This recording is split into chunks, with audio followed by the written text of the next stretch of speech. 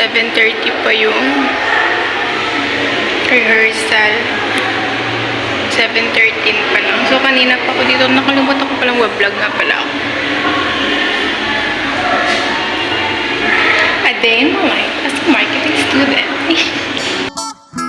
Pinapunta muna kami dito sa lumang covered court bago pumasok sa loob.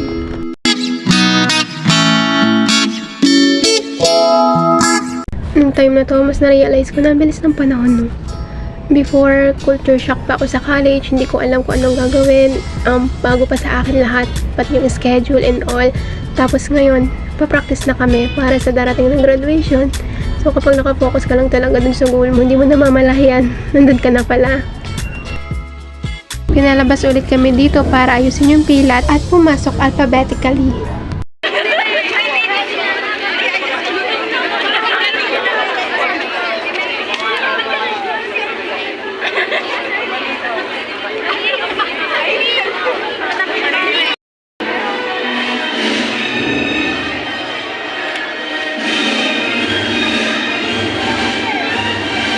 After rehearsal, dito naman kami nakapila para kunin yung gagamitin sa graduation like toga and cups, gown, ganyan.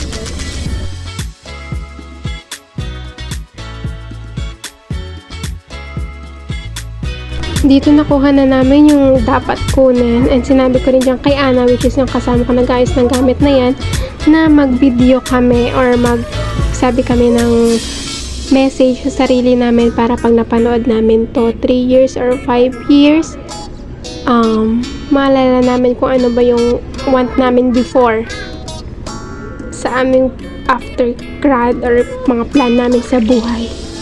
Thank you for this beautiful journey. Thank you for the moments. Thank you for the time. For the love you give and the mountains we climb. Every single heartbeat, every single day. Just wanna say thank you in every way.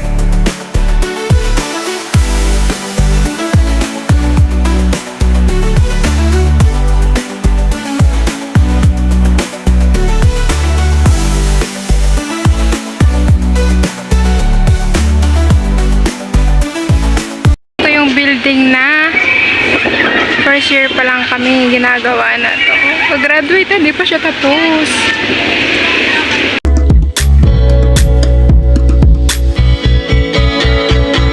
So, my first question is, anong ginagawa mo ngayon sa school? Ngayon ay July 26, 2025, which is rehearsal namin for upcoming graduation sa July 29, 2025. So yun, yung mga lately na mga graduates, binaha dito. So sana sa amin, hindi bahain. No? Yun. Ang ganda mo dyan, ang gulo. Ang ganda ng anggol mo dyan. Yun lang? Anong tanong mo? Oo. Yeah. Basta ikat mo na lang yung ganyan na. 22 years old ka, NSB. Hello! Isabay mo yan ha, yung natawa ka. My next question is, ano yung want or plano mong gawin after this graduation? The one ko gawin. Do you have any plan? Wala akong plano. Di ko nga alam kung saan ako papasok, kung anong work yung papasukan ko right now. Pero ang alam ko lang, ang gusto ko is malapit muna sa amin. Like, para makaipon ako ganyan. Tapos, one ko pumasok sa company sa Manila. Pero kasi medyo pricey yung cost of living sa Manila. Okay, siguro kung ano, ng company. Yan. One ko na mas makita yung ganda ng creation ni Lloyd. Yung nature, yung kanyang travel, kasama yung family, tapos nakapagpagawa ng bahay para sa parents, yung maging financially stable, yung talaga yung alam mo yung mag-grocery ka, tapos di mo titignan yung price, ganong level ng financially stable. Then, yun, mapag-aral yung mga kapatid, makatulong sa parents, yun. Magkaroon ng business. Kailangan magkaroon ng anak. Uy, wow. Sana milkihan. Gusto ko mag-franchise ng Jollibee. Oo. Uy. Kaya parang gusto gusto kong maranasan maging crew, maging manager, ganun. Ganda. Question. Okay, my next question is 3 to 5 years from now, what is your message for your future self? Message ko sa sarili ko, 3 years from now, or 5 years, kung mapapanood mo man to, sana masaya ka. Sana naabot ko na paunti-unti yung mga pangarap mo sa buhay. Sana, yun, na strong ka naman eh, simula dati pa. Wala, umiyak! Hoy, okay. Na tawag dito? Ano sabihin ko? Future self. So, message ko for you, 3 or 5 years from now, napapanood mo man to. Yun. Sana masaya ka kung nasaan ka ngayon, na nagawa mo na yung ibang pangarap na gusto mo, or nagawa mo na yung mga what mo talagang gawin sa buhay. Yun, na may peace of mind ka ngayon. Sana financially stable ka na. Ano ba? Ang gastos ko pa naman. Yan ang message ko sa'yo na I know you're strong. Kaya mong lagpasan lahat ng pagsubok sa buhay. Yun, sa mga decision mo, sana isama mo lagi si Lord. Kasi, para, alam mo yun, wala kang pag-isiyan sa huli. Kasi alam mo, kasama mo siya sa bawat decision mo. Kasi, totoo pala yun, kasi naranasan ko. Kapag may sign na siya, na wag mo ituloy yan, wag mo sasaktan ka lang dyan.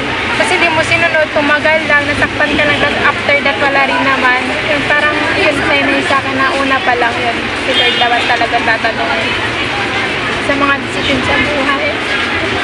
Then, always be happy, pakatatag ka. Tapos, ano pa?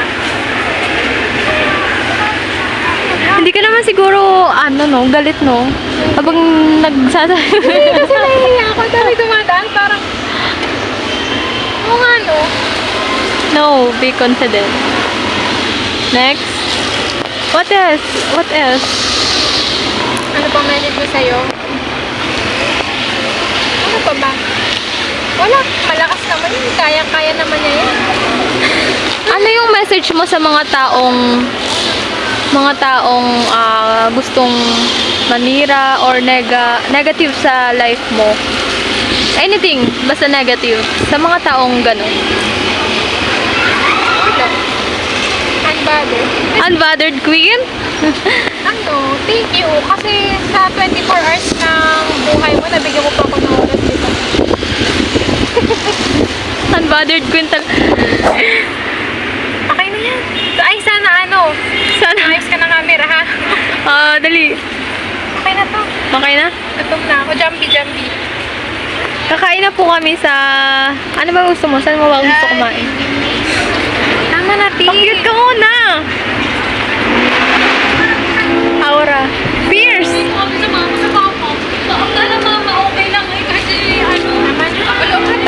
Napagod mo na ang model ito. I-miss ko tong school, college life. Late nights, books in my hand. Dreams so big, I took a stand. Ups and downs, the highs, the lows. Through it all, look how I glow. Hey! Kwento ko lang yung college ganap ko. First year kami online class kasi pandemic era. Second year naman hybrid. Second sem ata yun na may 7 a.m. plus kami. Uwian ako from Taal to Batangas City. So, bali before mag 5 a.m. noon, sa jeep na ako, gumigising ako ng 3 a.m. dahil lalakarin ko pa yun papunta sa sakayan ng jeep. Sa kabuuan, di naging madali pero kinaya. Nakatulong sa journey ko yung di masyadong nag-aalala at isipin palalo ang problema. Problema na nga, diba? Tas iisipin mo pa.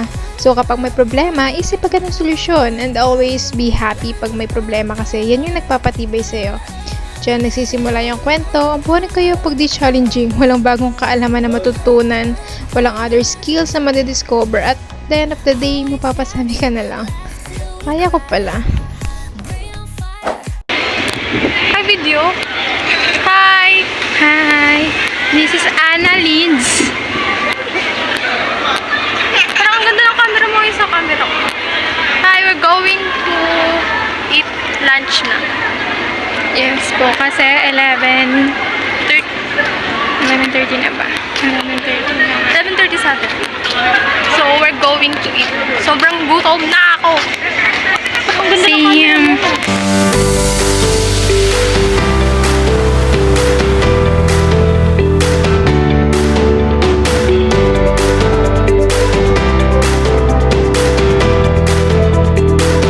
So, after kumain, nagkantahan lang kami dyan saglit. Then, yan na, pauwi na ako dyan. So, dito, i-insert ko na lang din yung video nung seminar namin, na which is isa ako sa performer. So, ang kwento nun kasi, ilang beses na nagtatanong yung project head namin. Nag-private message sa akin yung block president namin na ako raw sasuggest niya. So, pumayag na lang din ako. So, dapat 3 babae kami riyan. Pero di na pwedeng 2 babae kung kasama kasi nga host yung isa, tas kasama sa sayaw yung isa. 4th year, 1st sem to. Create a wonderful blue ocean, and let's give a warm welcome to the city.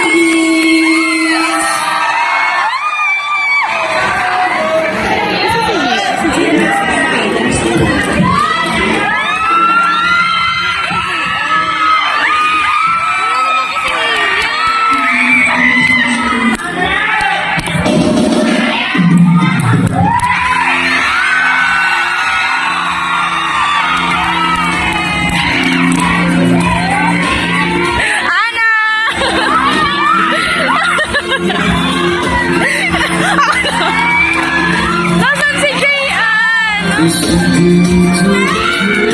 si Jayan?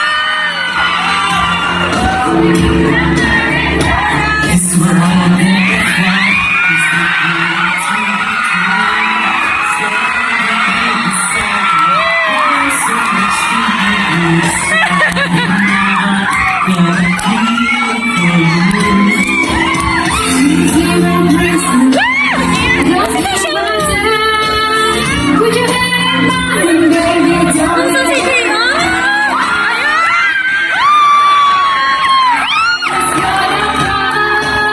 Baby, we can make it if we're heart to heart. Stick together, stay strong forever. Nothing's gonna stop us now. This world's we just still love each other. Nothing's gonna stop us.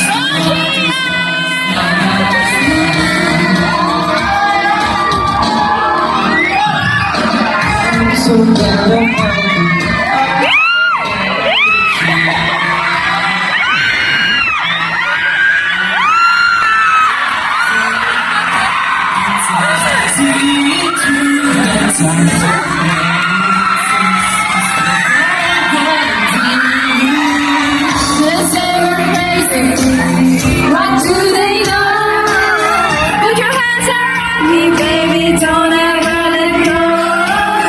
The world around